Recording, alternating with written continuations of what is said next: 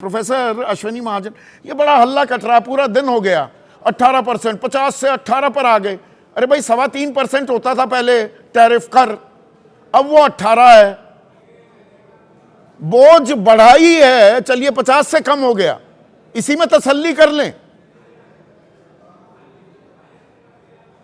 मुझे लगता है कि विषय तो टैरिफ का यहां पर है ही नहीं, क्योंकि टैरिफ तो स्वाभाविक है, बातचीत होगी तो टैरिफ तो कम होना ही था। अब जो विषय आ रहा है कि कृषि, डेयरी, इन सब के क्षेत्र में, जैसे आपने भी अपने बात में कहा, तो हमें थोड़ा सा ध्यान रखना पड़ेगा कि पिछले समय में जो जितने लगातार समझौते हुए हैं, उसमें जो पहले से टेम्पलेट्स हुआ करते थे, जैसे आसियान के साथ जो समझौता हुआ, जो बाकी समझौतों में जो, और आरसेप में जो समझौता होने जा रहा था, जो रोका गया, हमारा भी उसमें योगदान था। तो उसके बाद जो समझौते हुए हैं, चाहे वो यूएई का है, ऑस्ट्रेलिया का है, न्यूजीलैंड का है, यूके का है, ईयू का है, सब में एक बात कॉमन आपको दिखाई दे रही है कि एग्रीकल्चर और डेयरी को उसमें प्रोटेक्ट किया गया है। बिल्कुल। इसलिए कोई कारण नहीं बनता है कि अमेरिका के साथ समझौता करते हुए हम ऐसा कुछ करेंगे जिसमें डेयरी और एग्रीकल्चर को नहीं तो खोल देंगे। बताने और में एक क्या नया गुरेज पिटारा। है प्रोफेसर साहब, मैं आपकी बात बिल्कुल फेस वैल्यू पर ले रहा हूं, बताने में क्या गुरेज है। 21 मिनट आए, पीयूष गोयल बोलते चले गए, डिटेल एक नहीं दी, एक डिटेल नहीं दी है डील की।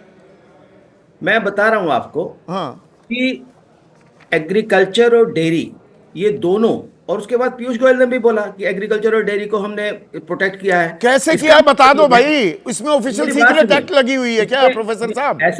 ऐसा नहीं होता, क्योंकि यह दो देशों के बीच में समझौता है। यह अगर प्रेसिडेंट ट्रम्प कुछ बोलते हैं, वो तो बोलते ही रहते हैं, पहले भी बोला उन्होंने, पहले बोला था कि भाई मेरी मोदी जी से बात हुई, उन्होंने ये किया, हमारी सरकार ने उसका खंडन कर दिया और कहा कि भाई ये तो हमारी तो कोई बात हुई नहीं उनसे। तो ऐसे तो नहीं, अब प्रेसिडेंट ब्रूक ट्रम्प रॉलिंस जो उनकी कृषि मंत्री हैं, वो खुश हो रही हैं, झूम रही हैं। अब तो भारत का, इंडियाज मैसिव मार्केट खुल गया। तो कौन सा मार्केट खुल रहा है वो कृषि में, कहां कहां आने वाले हैं, ये बताएगी नहीं सरकार? वहीं पर ही पीयूष गोयल उसको काउंटर कर रहे हैं कि नहीं, हमने एग्रीकल्चर, हमारे कृषि मंत्री कहां हैं? देखिए, आपको कृषि मंत्री से क्या करना है उसमें? अच्छा, नहीं करना। वहां जेनेटिकली मॉडिफाइड सोया या मक्का तो नहीं आ रहा देश में, ये पता नहीं होना चाहिए हमें। मेरा ये कहना है कि सरकार को स्वाभाविक तौर पर जल्दी से जल्दी इसके बारे में बताना चाहिए।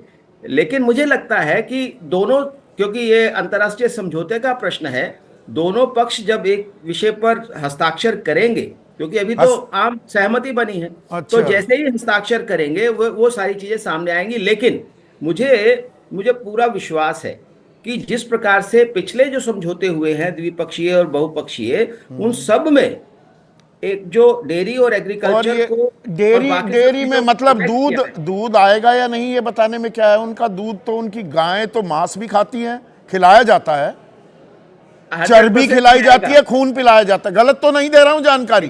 वो दूध यहाँ आएगा क्या? दी गई है, हमारे द्वारा ये जानकारियां दी गई पहले से। हाँ। मेरा ये कहना है कि यदि ये जो एग्रीकल्चर और डेयरी जो है, ये सेंसिटिव सेक्टर्स हैं, और अगर ये खोले जाते हैं तो सारे पुराना पंडारा बॉक्स खुल जाएगा, बाकी सारे समझौते दोबारा से खोलने पड़ेंगे। इसीलिए सरकार को सामने आना चाहिए ना, उल्टा की जी वो नेता विपक्ष क्या कहता है, मेरी दिलचस्पी नहीं कि ये तो बरगला रहे हैं, झूठ बोल रहे हैं। अरे तो आप सच बता दो ना, दूध वो आएगा या नहीं आएगा, वो मक्का आएगा या नहीं आएगा? और दूध अगर खुल गया, मेरी रिपोर्ट नहीं है सर, जुलाई 2025 की एसबीआई सबसे बड़े सरकारी बैंक की रिपोर्ट की 1,03,000 करोड़ का हमारे दुग्ध किसानों को, डेयरी फार्मर्स को नुकसान हो जाएगा। जितनी मुझे समझ है अंतर्राष्ट्रीय समझौतों की, मुझे लगता है कि जल्द ही हस्ताक्षर होने से पहले से आसपास ही इनके बारे में पूरी जानकारी आ जाएगी। लेकिन एग्रीकल्चर और कृषि को और तब डेयरी तक हम को बस उसके की अंदर 50% से 18% हो गया, इसी में झूमते रहे। और ये कोई चैनल बताएगा नहीं, पहले 3.25% कर था, 3.25%, आपके अब 18% हो गया और हम मुझे झूम लगता रहे है हैं। मुझे लगता है कि आपके चैनल का ये प्रभाव रहा होगा कि इतना प्रयास किया कि 18% तक लेकर के आए, वो भी या हो सकता है। तो मुझे लगता है कि इसमें कुल मिलाकर के जो हमारे एक्सपोर्टर्स को तो फायदा होगा ही होगा। होगा। और देखिए, जब जब अंतर्राष्ट्रीय डील होती है तो कभी ऐसा तो नहीं होता कि सब कुछ हमारे लिए ही होगा, यानी नहीं कहीं नहीं, पर पर हमें तो ये देखना है ना हमारे लिए क्या लेकिन है, और लेकिन वो कृषि और हमारा फायदा कृषि और ना उठा डेयरी। ले जाए। नवल शर्मा, ये डिटेल देने में क्या दिक्कत है? हमें पता तो होना चाहिए कि जो ये व्यापारिक समझौता हुआ, क्या क्या सहमति बनी है, क्या क्या हम आने देंगे यहां पर। जी जी जी जी जी संदीप जी, आपसे निवेदन है कि विपक्ष के प्रवक्ताओं को आपने जितनी सहूलियत से बोलने का अवसर दिया, उतना ही निर्विघ्न तरीके से मुझे भी देंगे। देखिए, जिस समझौते की चर्चा पूरे अंतर्राष्ट्रीय मंच पर हो रही है, सब जगह चर्चा हो रही है, उसका डिटेल सामने नहीं आएगा, ये सोचना भी संभव है क्या? दूसरी बात यह है कि अभी मैं सुन रहा था विपक्ष के प्रवक्ताओं को, किसी बात का झूठा भ्रम कैसे फैलाया जाता है, भय का माहौल कैसे बनाया जाता है, झूठा नैरेटिव कैसे गढ़ा जाता है। 0% टैरिफ, किसने कहा कि 0% टैरिफ? क्या मोदी जी ने, भारत सरकार ने एक बार भी कहा कि 0% टैरिफ डोनाल्ड ट्रंप कह रहे हैं बाकायदा, they will likewise move forward to reduce their tariffs and non-tariff barriers against the United States to 0। Tweet किया है भाई। भाई वही तो मैं बता रहा हूं और आपसे इल्तिजा भी कर रहा हूं कि कृपया बोलने दीजिए, कृपया बोलने। हाँ, ये ट्रंप साहब ने घोषणा की है, ट्रंप ने घोषणा की है। तो ये भारत की ओर से कोई घोषणा की गई है, भारत से इसकी कोई पुष्टि की गई है, पहली बात है। दूसरी बात यह कि अभी विपक्ष के एक प्रवक्ता कृषि सब्सिडी के बारे में बोल रहे थे, बस एक लाइन जरा उनके लिए बोल दें, शायद वो आम आदमी पार्टी के संजय सिंह थे। जब WTO में एग्रीमेंट हो रहा था तो यही कांग्रेस पार्टी थी जिसने कृषि उत्पादों पर 10% सब्सिडी सीमित रखने का प्रस्ताव माना था। किसने भारत के किसानों का भविष्य गिरवी रख दिया था? घुस गए आप अतीत में, हिस्ट्री का लेसन देने लगे वर्तमान में कभी रहिएगा। इतिहास हमेशा नवल भाई हमेशा प्रासंगिक होता है। अरे भाई, वर्तमान में तो रह लो, ये बता रहे हैं कि एग्रीकल्चर वर्तमान में तो रह लो। ये तो एक मिनट, ये तो बता, ये हमें पता होना चाहिए कि नहीं कि दूध आएगा वहां से कि नहीं आएगा, जेनेटिकली मॉडिफाइड वहां से मक्का या सोया आएगा या नहीं आएगा। जी जी जी जी जी देखिए, दोहा से लेकर अभी तक की व्यापारिक वार्ताओं को जहां तक मैंने देखा है, सरकार एग्रीकल्चर और डेयरी सेक्टर में टैरिफ के मामले में काफी सतर्क रही है। और प्रधानमंत्री मोदी जी की सत्तानसीनी के बाद से देश में किसानों का भविष्य और भारत में डेयरी उद्योग का भविष्य कितना उज्जवल है, सारे लोग देख रहे हैं।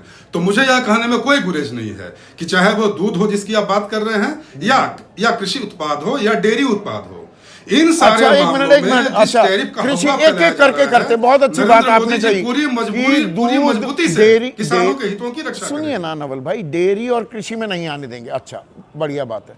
हाँ, गाड़ियों के मामले में टेस्ला अपनी गाड़ियां मैं ये बता रहा हूं कि सरकार 100% लगाते थे हम ड्यूटी, अब 0% होगी तो गाड़ियां भी नहीं आएंगी कि आने देंगे, टेस्ला को आने देंगे?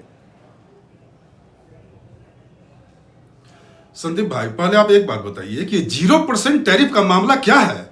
क्या है ये? ट्रंप ने घोषणा की है। अच्छा, भारत सरकार की ओर से कोई नहीं आधिकारिक घोषणा हुई है कि हम 0% टैरिफ लगाएंगे? भारत सरकार ने ऐतराज दर्ज किया किया है, ना किया है। वो जो बोलता रहे डोनाल्ड ट्रंप जो बोले, हम क्यों मान रहे हैं सारी बातें? हम क्यों नहीं कह रहे? ना वेनेजुएला के तेल के बारे में कह रहे हैं कि हम नहीं खरीदेंगे, हम तो खरीदते रहेंगे रूस से, पुराना दोस्त है, सस्ते में देता है। क्यों नहीं बोल रहे? $500 बिलियन 45 लाख करोड़ का माल आएगा, वो 1 साल में आएगा, 5 साल में आएगा, क्यों नहीं बता रहे? बस जवाब सुन लीजिए, सिलसिलेवार जवाब दे रहा हूं। अभी अमेरिका से भारत का लगभग $45.5 अरब का वार्षिक व्यापार है, वो $500 अरब पर कैसे पहुंचेगा पता नहीं, ये किस अर्थशास्त्रीय सीमा में संभव है। भाई लिख कर दिया है सोशल ट्रूथ पर, अपने प्लेटफॉर्म पर, और बताया भी है, डिटेलिंग भी, $500 billion of US energy, technology, agriculture, coal and many other products लिख रहे हैं। मैं चिंतित ना रहूं।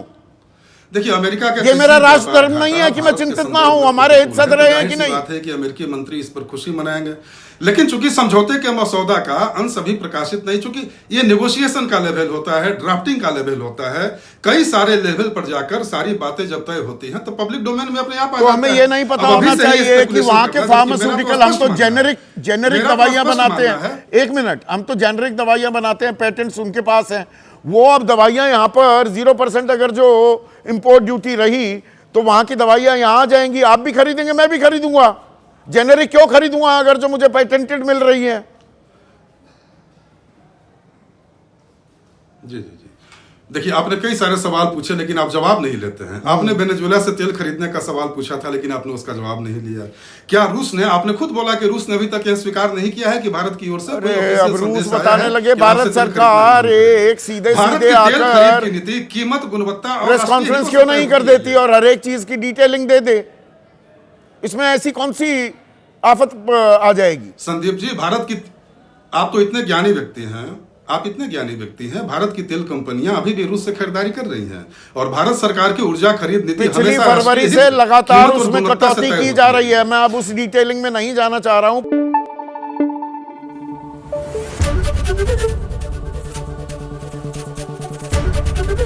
एबीपी न्यूज आपको रखे आगे।